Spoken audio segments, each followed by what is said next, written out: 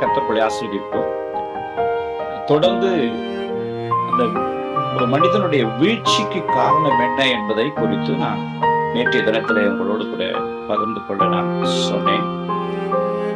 பேதுருவை குறித்து சில காரியங்களை உங்களோடு நான் தொடர்ந்து பகிர்ந்து கொள்ள விரும்புகிறேன்.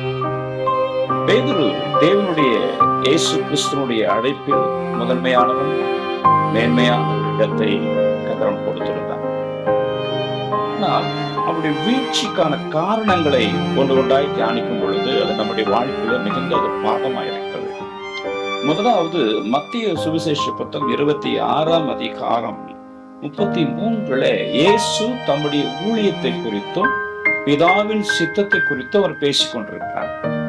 அப்படி அவர் பேசிக் கொண்டிருக்கும் பொழுது இந்த பேதுரு சொல்கிறார், உன் நிமித்தம் யார் இடர் அடைந்தாலும் நான் இடரடைய மாட்டேன் என்று சொல்கிறார்.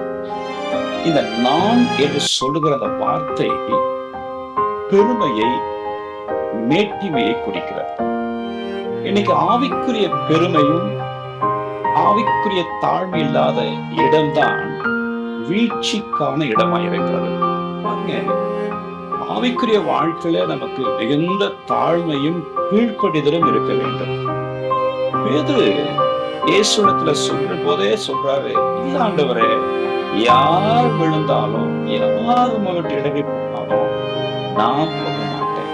அநேகருடைய வாழ்க்கையில நான் கரெக்டா இருக்கிறேன், பர்ஃபெக்ட் அப்படிங்கிற ஒரு ஆவிக்குரிய பெருமை இருக்கும்போதுதான் அந்த பெருமையின் இடத்துல அந்த ஆணவமான சிந்தோடத்துல பிசாசு பாருங்க. பவுல் சொல்றாரு, நிற்கிறேன் என்று நினைக்கிற ஒருவனும் விடாதபடிக்கு எச்சரிக்கையா இருக்கிறார். அப்போ பேதுரு வீழ்ச்சிக்கு முதல் காரணம் ஆணவம், ஆவிக்குரிய பெருமை. தாழ்மையை சந்திப்போம், கீழ்ப்படிதலை கற்றுக்கொள்வோம். கர்த்தர் நம்மை நடத்துவாராக.